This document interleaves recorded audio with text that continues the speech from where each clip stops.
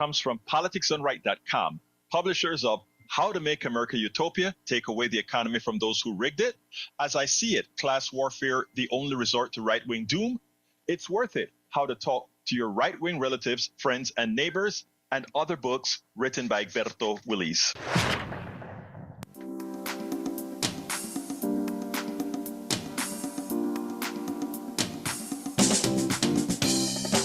Welcome to Politics Done Right. My name is Egberto Willis, your host. Good morning, Houston. Good morning, Harris County. Good morning to the great state of Texas. Good morning to Northeast Texas, Southeast Texas, Southwest Louisiana, Northwest Louisiana, and to every nook and cranny receiving the signals from our 100,000 watt transmitter going to those magical boxes known as radios, aka the Howard Reynolds machines. Anyway, folks, we're going to have a great program for you today. Lot to talk about. And of course, I want to hear from you. Number is 713-526-5738. Again, that number is 713-526-5738. But before any further ado, we throw it to the magicians, to the geniuses in El Estudio on Cataline. Good morning, my brothers. How you doing? Have you seen any of those guys, Jack? I think they left on the bus. Probably so. Jesus just went to Chicago. Good morning. It is Monday morning at the radio just after 6 o'clock on the 9th of December. And I spent the weekend arguing with MAGAs on Facebook. Oh, God. Oh, George. Don't do that. Oh, George. Some of them were reasonable, okay? Some of them were reasonable. Then the last one, I think he was about 12 or so. Just assaulting, oh, you're so stupid and this, that, and the other. Generally, I found that they were fairly reasonable if you were reasonable with them. They just have a different theology than I do, and that's okay. They can have that. But, when it comes down to it, common courtesy, please. That's all we ask. I show you courtesy, you show me courtesy. Amen. We just have opposing views, and it's okay for them to have opposing views. That's fine. I don't care. But when you go into the personal attacks, that's just the MAGA way. I'll shout you down so I win. Like, come on, people. Really? Anyway, that's how it went this weekend, and spent the weekend cloistered with my dog and the cat. And it was raining, and we just decided to stay in most of the day, both 2 days, actually. So we stayed in the house, and I edited a bunch of shows for this coming week.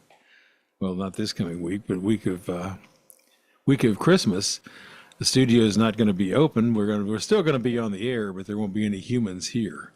So, folks, don't call. I think I'm going to have to prepare quite a few shows for you. I think the way it looks like I've got to prepare 7 shows for you. Ouch! Well, I wouldn't prepare a Christmas show. I just do Christmas music if I were you. Okay, that's true. I agree with that. And New Year's Day, do New Year's Day music. I don't, anyway. Yeah, that'll reduce the workload. I concur.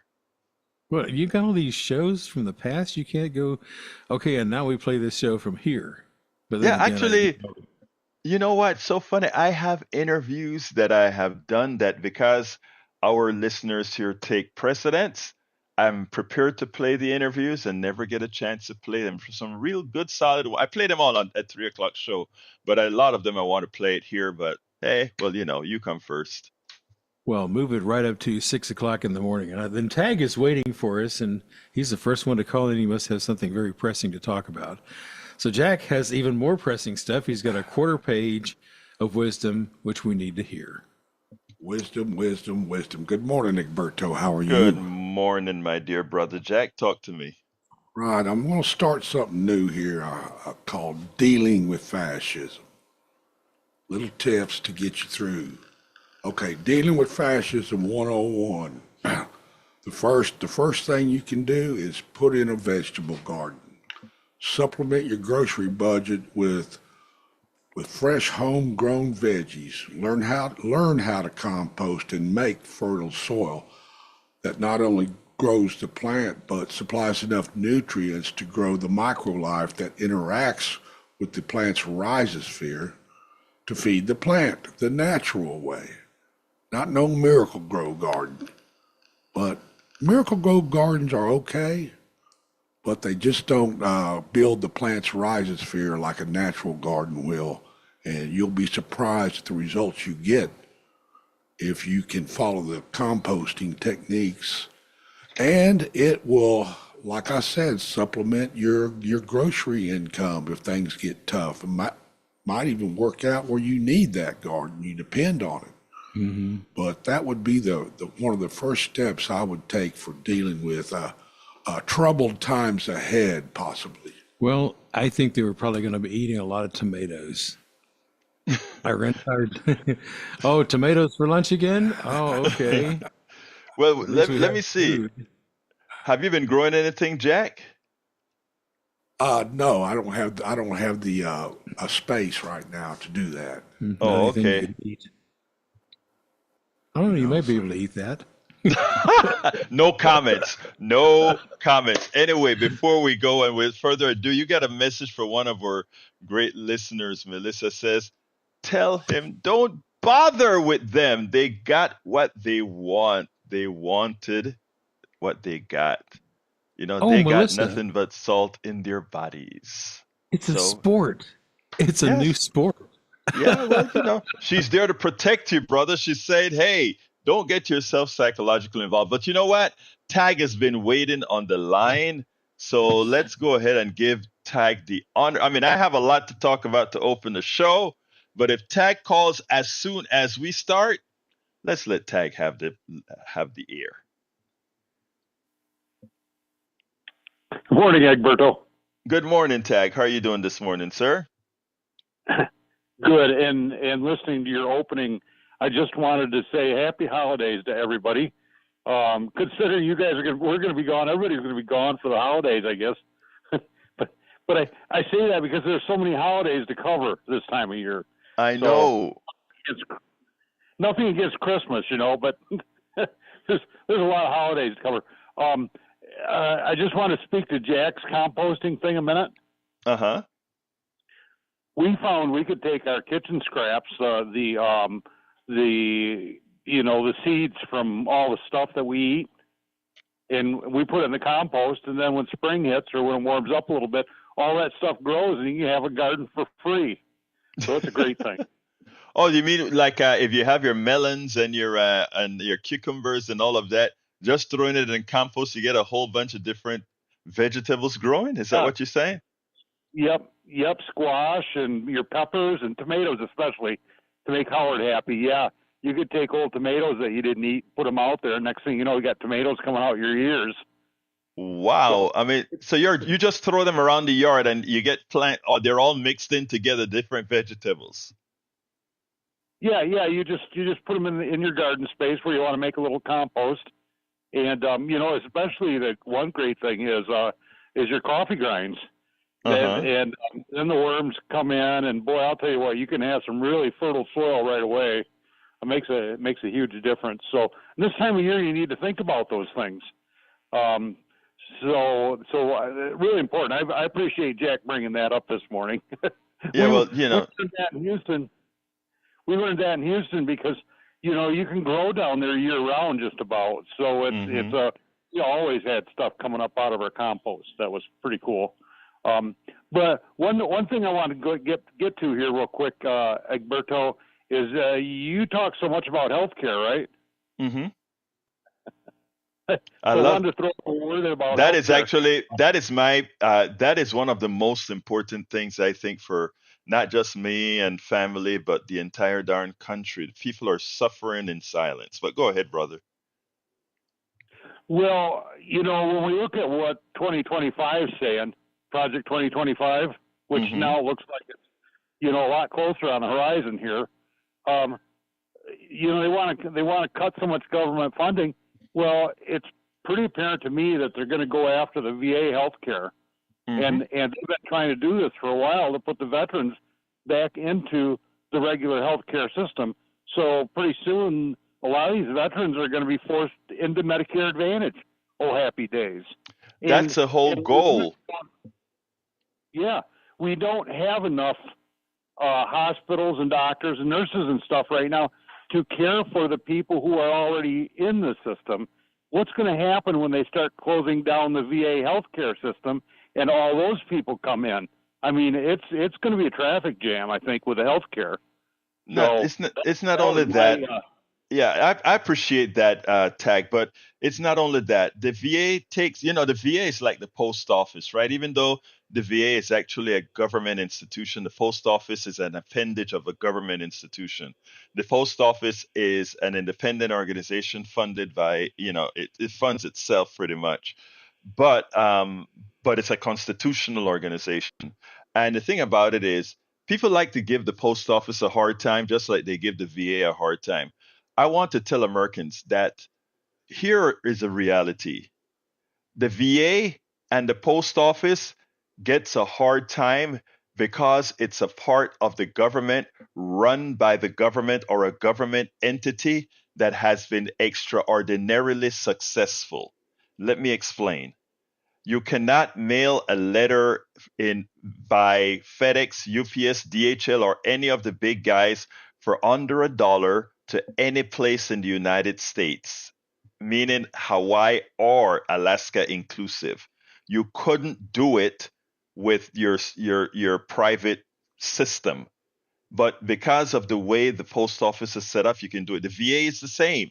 The VA, once you get across the shortages of funding at the VA, once you get into the VA, and I have many relatives in the service, the VA is an excellent institution with excellent doctors who have gone through the ringer and it works. It's not a whole bunch of folks trying to make a profit, it's folks who believe in healing people. But again, the reason the private sector or some folks in the capitalist sector, I don't want to say the private sector, many in the capitalist sector would come against the VA and the post office is because those show the success of nonprofits doing what's good. Anything else, Tag? well, I just think it's a shame that there are a sector of people out there that want to shut down these government entities when they have been so successful and provide so much service to Americans. And it's what we're looking at in the near future, and people better get ready for it to happen. So Look, with well, that, no, no, no, no, no, no, no, no, no, no, Tag. I don't want you to okay, say that, my brother. I don't want you to say that. The only reason I'm doing this kind of work, what I call activist journalism, is because an informed people, in my humble opinion, an informed people will prevent those. In other words, Project 2025, as you said, and you're absolutely right, it's easier to occur now that we have the thug in chief in the White House. But it's not inevitable. It's not inevitable. The opposition is there to make sure it doesn't happen, and you have to be a part of that as well. well, I understand that, but I think that with everybody that supports 47 here, that it's going to be tough row to hoe here. So You're, that's you're, all I'm I'm, saying. your brother, you're right. I am in a full agreement, but I want others to remember one other thing. Donald Trump, with this win, still did not crack 50% of the American population. So He, 50, more than amen. 50, go ahead. No, I agree 100%. He didn't get more than 50%, but there was enough people that got together and voted for him. That just shows where America can be duped, I think. So, Well, yeah, but I also want us to, in my opinion, and I'd like others can comment on this, but I looked at the numbers. I looked at the people who won in every state, and I can tell you that if you look at the numbers, you look at those who won in every state, the anomaly in this election is that even with the 7 million less votes that Kamala Harris got, had we not had sexism and racism, Donald Trump would not have won. And I want us to come to grips with that we allowed our sexism and racism to go against what we know is right because of those prejudices. I want us to acknowledge that because until we acknowledge that, we won't be able to move forward as a country. And we are going to, in fact, some of the stuff that I'm going to read today will show some of the pains we're going to pay for because too many of us just couldn't let go of those isms. Finish up for Yep. me, Tag, so I can start the program. All I can say, Egberto, is let's get your show on the road, baby. Thank you, my brother. And thank you for calling. And thank you for being the first caller, sir. Let's get busy. Happy holidays. Bye-bye. You too, brother. All right, look, folks. Today's topic show is called Mainstream Media Created MAGA. I said create MAGA. I made it present tense. I probably should have made it past tense. And top Democrats warn Trump to steal from federal programs. Yep, that is the idea. That is what you voted for. That is what progressive activists will try to mitigate, to correct for the grave mistake that this country made. One of the biggest searches on on Google after the election was how to change your vote. Amazing, isn't it? Big question on Google: how to change your vote. Because after people made that gut decision, and for many, that sexist decision, and for others, that racist decision, even as they knew better, they sat and asked themselves, oh my God, what did I do? And Ramaswamy and and Musk, crypto kings, they are actually going to show you if progressive activists aren't successful in slowing things down to ensure that America is saved. And this isn't hyperbole what I'm talking about. But anyhow, it has already started. The media has already started its appeasement. You know, I wrote this piece yesterday. I was kind of, you know, on Sunday mornings I get up and I have to be in the studio, my studio at 8 sharp, because that is the time CNN starts with its first Sunday news show. Well, the first real Sunday news show.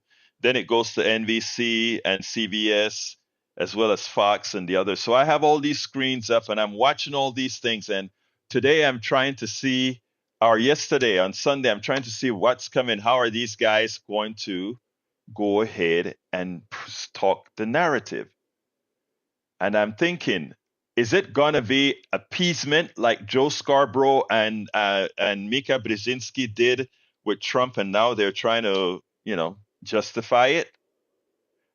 Likewise, the New York Times, likewise, the LA Times, likewise, the Washington Post. Is it going to be appeasement like all the news medias seem to have been doing? The answer is yes. So look, I've been complaining about the mainstream media. This is the article that I wrote yesterday for my Substack and other places. And it says as follows. I've been complaining about the mainstream media and its willful inability to challenge our oligarchy and degenerates like Donald Trump. I watched as Morning Joe's Mika Brzezinski and Joe Scarborough parachuted into Mar-a-Lago to kiss the Trump's ring. And after the progressive dust-up, pretty much gave the excuse that, hey, the New York Times, the Washington Post, and others are doing the same. So brother Joe Scarborough went on TV, and I like Joe. I love Mika. But he went on TV and said, look, others are doing it too, so why not do it? Yeah, but what you did was appeasing the criminal. You appeased the criminal. You gave the criminal standing. So really, Joe, that's what you thought you needed to do? With several papers like the Washington Post and LA Times changing their editorials to satisfy Trump, I'm not sure that puts Morning Joe in good company. If that was not bad enough, Morning Joe's producer in real time scolded ultra conservative David Frum for criticizing the drunk and woman abuser Pete Hegseth. You know, the guy that's going to be defense secretary? And notice I said the guy that is going to be defense secretary. You know, Joni Ernst, after giving the impression like she has no intention of voting for Hegseth, said, "Oh, I'm going to meet with him again." Well, you know what they did to Joni Ernst in Iowa? They put up a whole bunch of ads that said she's part of the establishment. She's part of the deep state. So they're scaring her into voting for Pete Hegseth. Is it going to work? We'll see. But I have a feeling it's going to work. What did he say? What did ultra conservative David Frum say on a purported to be relatively liberal station, MSNBC, that got the MSNBC producers to give him a hard time, to criticize him in real time? Hey, you better watch what you're saying, Frum. All he said was the truth. He said about Hegseth, if you are too drunk for Fox News, you are very, very drunk indeed.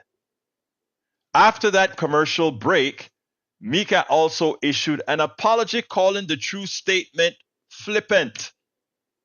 She said what he said after Frum left the studio and after the break, she called it flippant. He told a truth and she called it flippant.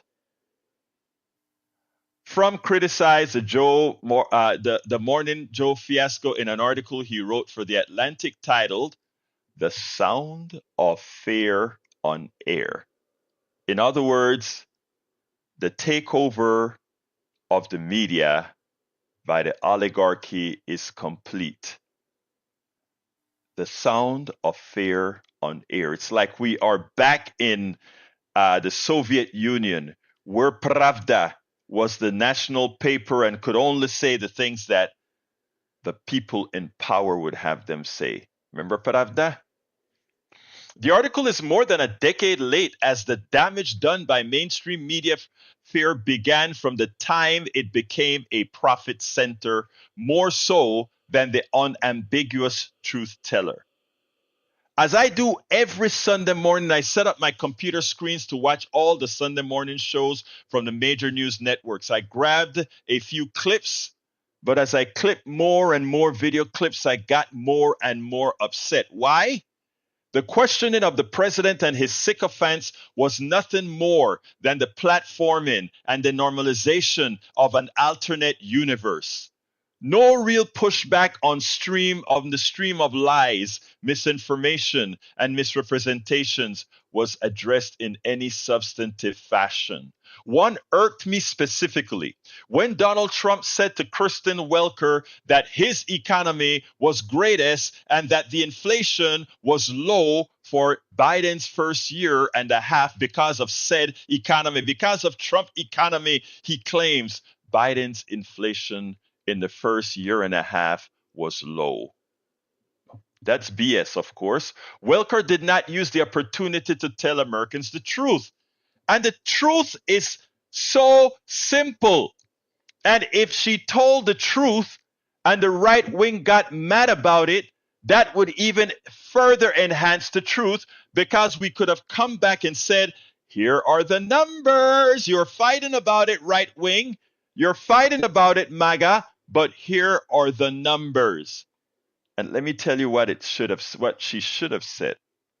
The fact is that Trump's economy, as a continuation of the Obama economy before COVID-19, was no better than the Obama's economy, because he passed no growth policies other than a tax cut that exploded the debt more than any president in American history. Again, Trump, we thought Reagan was bad on a proportionate basis, but Trump exploded the budget more so than any other American president in history.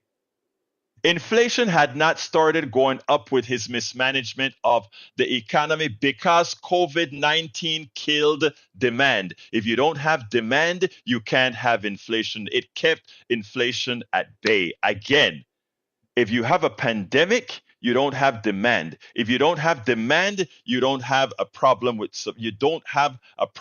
people buying, and as such, prices either fall or stay the same. It's a mathematical truity. It's a mathematical fact. It's an economic fact. As soon as we emerged from COVID 19, his inflationary policies took hold, applying tariffs not to protect American industry, but to tax Americans to help pay for his tax cut with higher prices. Same thing that he's trying to do right now. I paused from my article. The tariff that he's talking about coincides with the inflation with the tax cuts that he wants to give to rich people, coincides with also what Vivek Ramaswamy and Musk wants to do with respect to their efficiency program, right? Because their efficiency program actually leaves everything untouched. Not touched, I mean. They said even Social Security is on the cutting block. Medicare is on the cutting block. So all of you folks who believed him, you believe the liar. You know he lies. We have proven he lies. You have seen with your own eyes that he lies. But you allowed your isms to vote against the one whose isms you didn't like.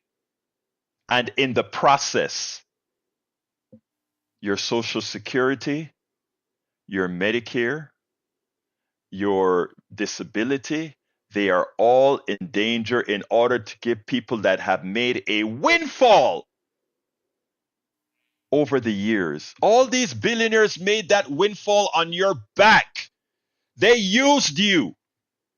While productivity, Americans are great workers. Americans are the best. When people tell you we work, brothers and sisters, we work.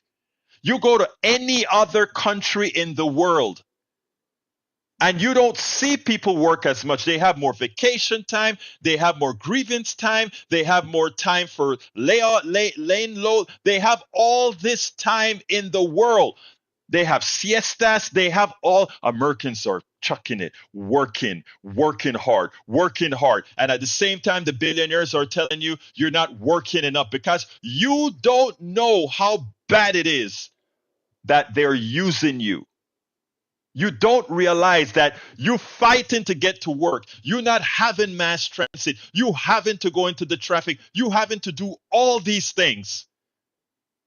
And then they tell you you're not working hard enough, or you're a slough off, or too many of you are slough offs. I don't know too many slough offs in this country. They highlight the slough offs to get you pissed off because you are working so hard, and the one or two slough offs that they make an example out of, you then create a hate for what they are saying there.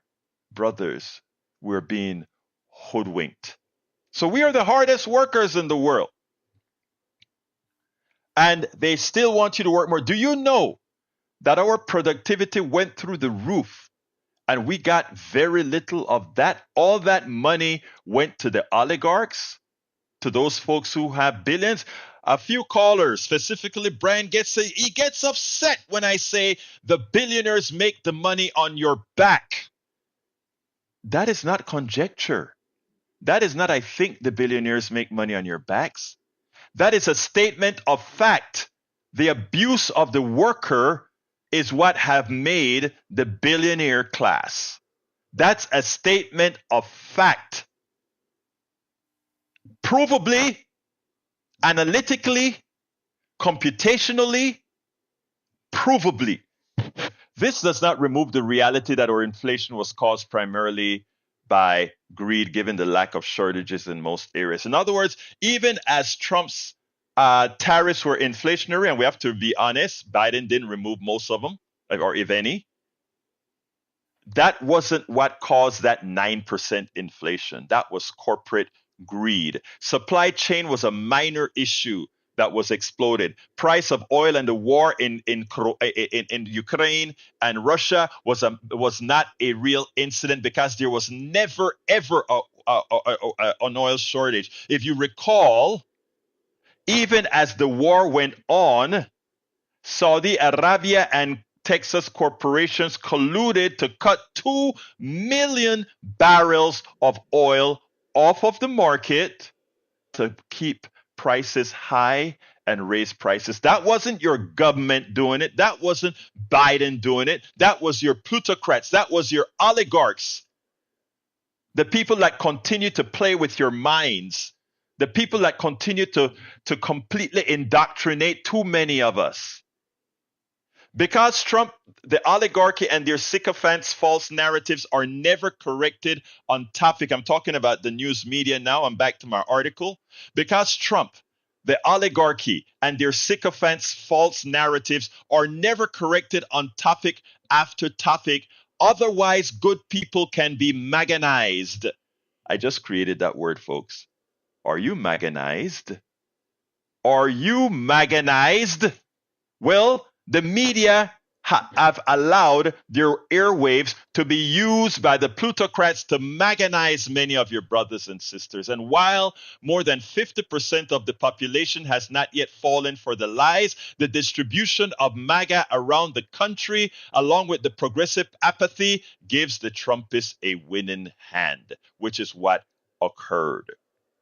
After listening to the news this morning, every MAGA listener could rest assured that Donald Trump is a great president that accomplished much in the past, that Joe Biden screwed it all up, and that his return will bring better days. That's what I heard on the news on Sundays. Any MAGA person listening, that's what they've heard, because no correction was made when Donald Trump said I had the best economy. No correction was made when Donald Trump lied through his teeth. And Merkel said nothing. And all these other news people said nothing.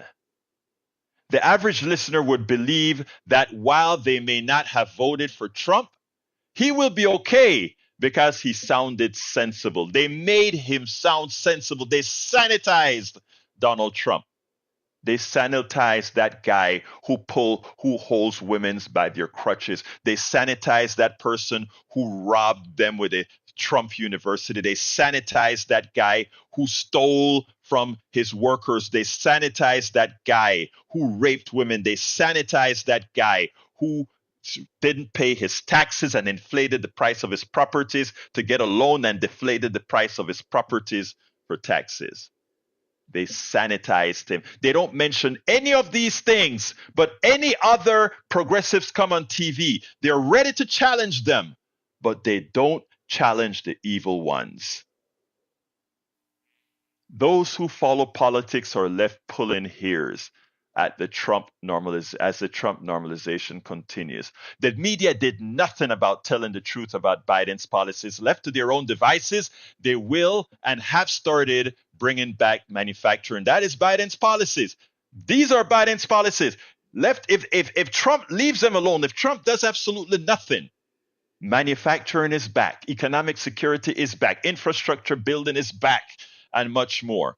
Of course, most of those successes will be realized during the Trump administration if Republican politicians can get over their propensity to cripple our economy. Let's remember a statement of verifiable fact. The economy always does better under Democratic presidents. Look it up. By over 50%. 2-point-something% average growth for one, 3-point-something% average growth. That's a differential that is huge in GDP. As the media continues its renormalization of Trump and his billionaires, their systemic destruction of our society could go unnoticed. The only avenue to get the attention of enough people who can form the necessary challenge and opposition to catastrophic changes to what this country represents is a decentralized progressive media. I repeat, the mainstream media has failed. The mainstream media is failing. the only avenue left to get the attention of enough people who can form the necessary challenge and opposition to catastrophic changes to what this country represents is a decentralized progressive media. And guess what? It is happening. It requires multi-platform, multimodal, old school and new school journalism. We see truthful work taking space. We see truthful work taking up space in Substack and other newsletters, TikTok, Instagram, Telegram, emails, radio, streaming TV, videos, blog, books, flyers, threads, Blue Sky, and so on. It isn't easy to shut it all down. They may get to shut down TikTok next year, but the others, the new and the old, will resurface. Many of us activist journalists, and I mean, many of us who form part of the independent progressive networks have already had Zooms and meetups about how we're going to do this. The resistance to any bad policy attempts is ready. So as soon as bad policy is executed, we're ready. The one thing we continue to discuss is the lack of funding. Major corporations and the non-profit foundations they bankroll have no desire to fund independent media. Of course, corporate funding is non-existent. This is why every independent media network seeks popular funding and affordable small levels of support from the people who listens and the people who share, etc., etc. Folks, let me tell you, it's on you, as Tom Hartman always say. It's on you now, because the mainstream media, we have shown, because they are owned by the plutocracy, the oligarchy, the corporatocracy. If you want real news disseminated, we don't cost what they cost, but we get the job done. So when you see KPFT goes out there and say, folks, call 713-526-5738, extension number 1 to donate, to support the station, to support the truth. That's what we're talking about. The mainstream media has failed. All we've got left to save our democracy is the independent media. And with that, let's go to Patrick, line numero uno. Hey, good morning. Good morning, sir. Hey, we talk about the post office a lot, but we don't ever talk about why they want to sabotage it. I don't think we do. Well, let me see what your thoughts are before I tell you what I've always written about. So go ahead and tell me your thoughts. Oh, well, it's quite simple. It's where minorities are successful. Oh, that one never crossed my mind. That one absolutely never crossed my mind. It's a socialist program, and minorities do well there. They hate that. Oh, wow. I never looked at it through that angle. I always looked at it through the angle of FedEx. I mean, it's a very lucrative business, and FedEx and UPS would like to own it all. But that part is that would be the social aspect of it. Beforehand, welcome Eric Hayes and Danny Bagley. Thank you for being here. But yeah, I never looked at it that side, Patrick. Anything else you want to say, my brother?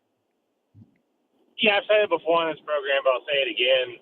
Even before COVID, where I was working before, we lost about 100 hours of work between a week between 2018 and 2019. Mm-hmm. And where I worked had been open for over 30 years, and people that have been there for 30 years said that they'd never seen it like that before.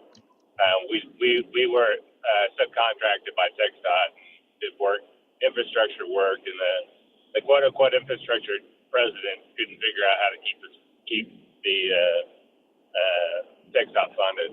So that's coming back. So everybody gets to look forward to that.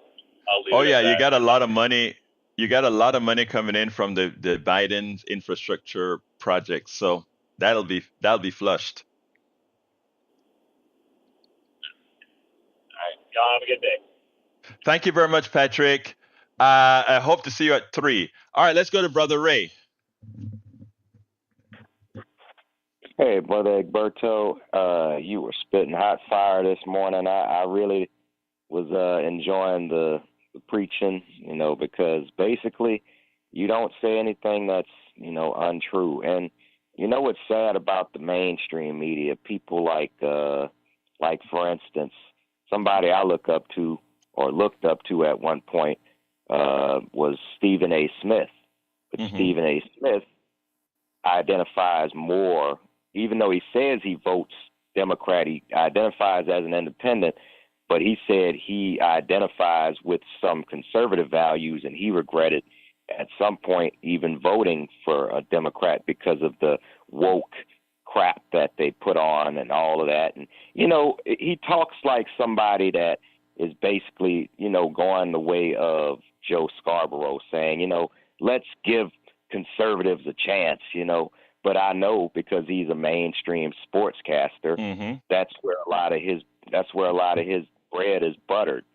And I just feel like it's disgusting. You know, he had actually Jennifer Lewis was on his show, and she told everybody what she really felt. Now, if I had to share my sentiments on the matter of what's going on, Sister Jennifer Lewis, America's auntie, she said it. She hit all the nails on the head, You and know, that's my sentiment is.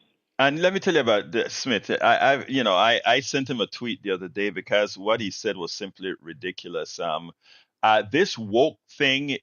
Let me tell you. Anytime I hear somebody said it's something they pushing this woke thing, I see a feeble mind, because it's amazing how they have allowed woke to seep into the mind as something negative. It's the same thing they did with the word liberal. They turn liberal into something negative when it is something positive. They try to turn woke into something negative when it's something positive. They turn DEI into something negative when it is something positive. That is how they function, and anybody who falls for it is feeble minded, because what happens is you can see the good that comes out of wokeness. Simply mean I'm awakened to things and how they affect humanity, how they affect people. I am awoke. There's nothing ever wrong with being awoken. And those that fall into the redefinition of these words, like I said, feeble minded. And I say that with respect, but feeble minded. You have to be able to stand up for values. And once you get off of that, feeble minded. Anything else, Ray? Yeah, I wanted to share this quote I got from Our Revolution this morning. I think it's very relevant to your working class soliloquy. It's basically saying the phrase unskilled labor is used to distract you from the fact that the work that they are doing is necessary for society. Oh, Just because, wait, there's more. Just because some necessary jobs require less training time than others doesn't mean those people deserve to live in poverty. man. Let me tell you something. Let me make a confession. I am an engineer. Okay. And one of the things you learn going to, let's say, an elite public school like the University of Texas is you kind of leave this place with a chip on your shoulder.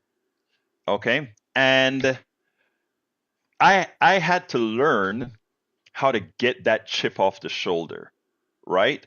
Because it turns out there are several incidences, I think it's incidences that happened in my life that showed me that it didn't matter how much smarts you thought you had up in your head and how much smarts you thought somebody else didn't have. Their smarts that they had that wasn't the smarts you had was just as important for life to go on. And that humbled me, because it is something I learned at the time of most need.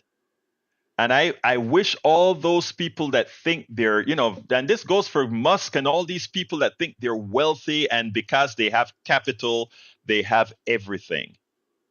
It is something that they ought to learn. That statement that you just made, dear Ray, is it. And I should stop using. In fact, I've used the term unskilled labor. I should take that out of my vocabulary. No labor is unskilled labor. I can guarantee you a lot of what they call unskilled labor are things that I can't do and things you can't do, Ray. Oh, absolutely. Like trash men, you know, Yeah. that Martin Luther King was fighting for when he got assassinated down there in the South. He was fighting for the rights of the municipal workers who didn't get respect because they pick up trash. And that was not something people thought was respectable. It's unskilled labor, but it's very necessary. You did it. You did it. We said, well, I said I wouldn't do it. I hope we try not to call that unskilled labor anymore because you just, Well, what I'm saying, I'm just using the term in the sense yes, that, they're not, I mean, like I say, it's a unnecessary job. right. That's what I'm saying. I It's an read you, essential brother. job. I read you, brother. I read you. And you know something? Over the years, I've gone out to, to my garbage man and just look at him and I just say, and I'm serious. So people are like, oh, you so corny. But I've gone out there and say, hey, brother, thank you. I see how those guys work and how they do it with a skill. I mean, the skill that they have to be able to do all of that in the amount of time and efficiency. Oh, it's great. So anyway, Ray, I got some more calls. So thank you. I'll talk to you at 3, brother. Oh, and Patrick, you hit the nail on the head about the mail service because I see mostly black male postal worker, black and female and male postal workers, so that only makes it. I'll go on that. Thank you very much, Ray. All right, let's go to Sister Betty. Betty, how you doing, beautiful?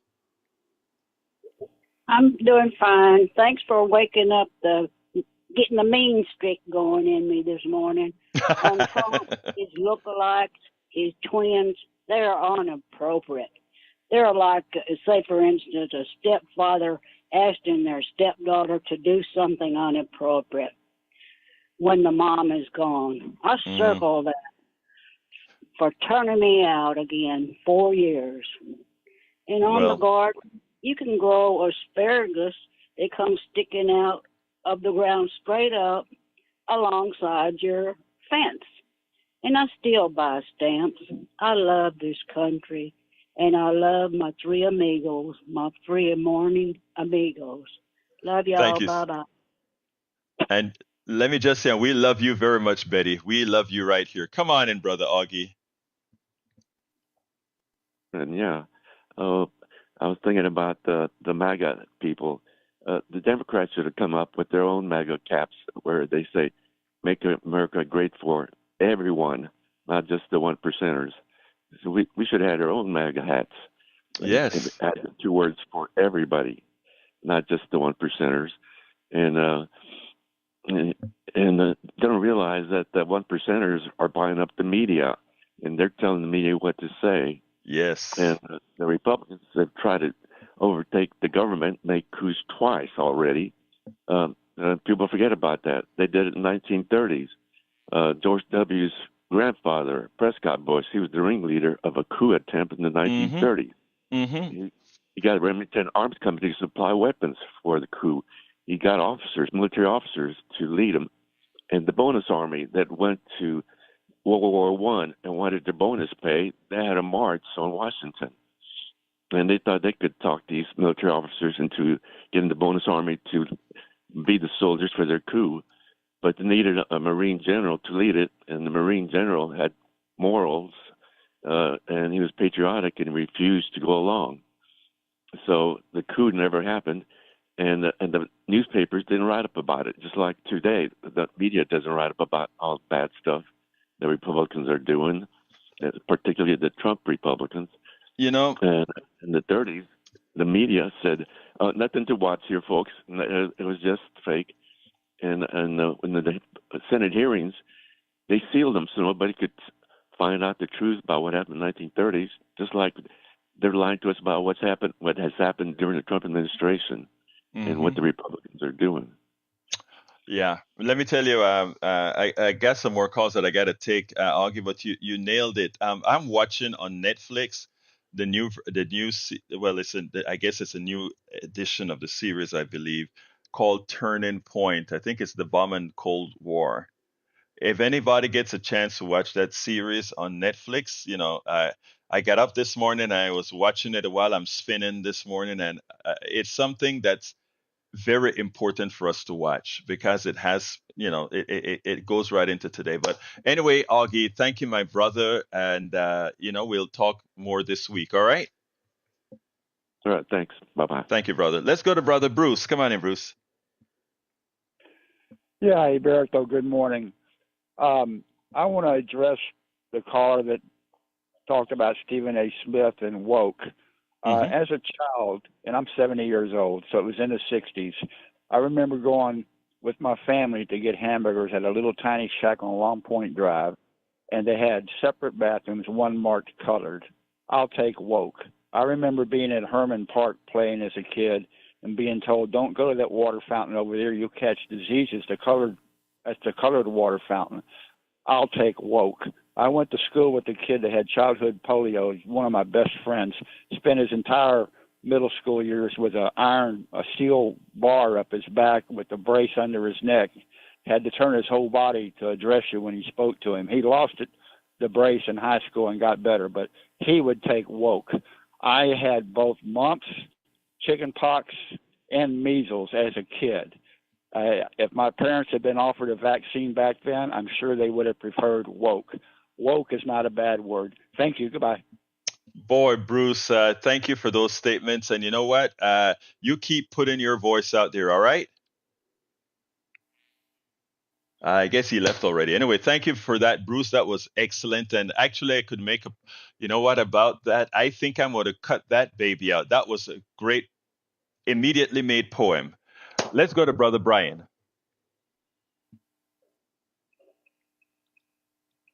Brother Brian, morning. you're on. Everyone have a good weekend? Yeah, everybody have a good weekend? Yes, sir. How was yours? It was good. It was good. Good. Talk to me. I do see that. Yeah, I do see that Biden has taken credit for the fall of Syria. That was rather nice of him, even though he had zero to do with it. I see he's out there patting himself on the back, saying, "Yeah, look what I did." I didn't quite take it that way. I just took it as American policy staying consistent. Ultimately, did that. That's what I read into it. But we can read different things into what people say. Okay, who pulled the majority of troops out of Syria to let it fall by itself? And it was Donald Trump, wasn't it? I don't know that any of that really.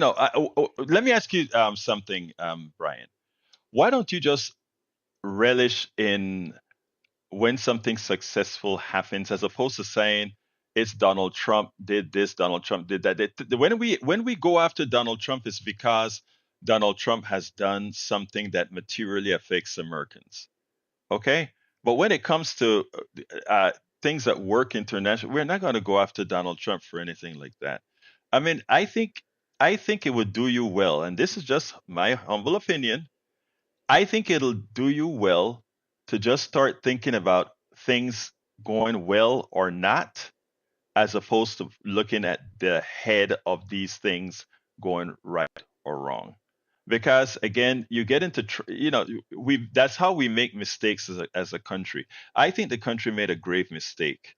And I think you are going to, I don't know if you will ever come on the air and admit that, but I think when policies start to come out, if we are not completely successful, I mean progressive activists, if we're not very successful in blunting some of this stuff, you are going to get hurt. That's all I'm going to tell you. You are going to get hurt. So I think it's time for us to start kind of chilling a bit. Go ahead. I don't understand. I don't understand your statement. Donald Trump pulls our troops, the majority of them, out of the conflict zone, and yet Biden takes credit for the fall of a foreign government. Man, you're into that cycle again. Why don't you just say, Syria fell? I mean, Bashar al-Assad fell. It's a good thing. Call it a day. Call it a day, Brian. No, we had nothing to do with that, and yet Biden is taking control and credit for the fall of the nation. But here's the thing, right? Brian, I'm from Panama. whenever you look at me and tell me that Biden has nothing to do with it, I mean, I disagree with, let me explain. I disagree with Biden's policies completely when it comes to how he dealt with Israel and the Middle East, including Syria. Okay? But here's what I'm going to tell you.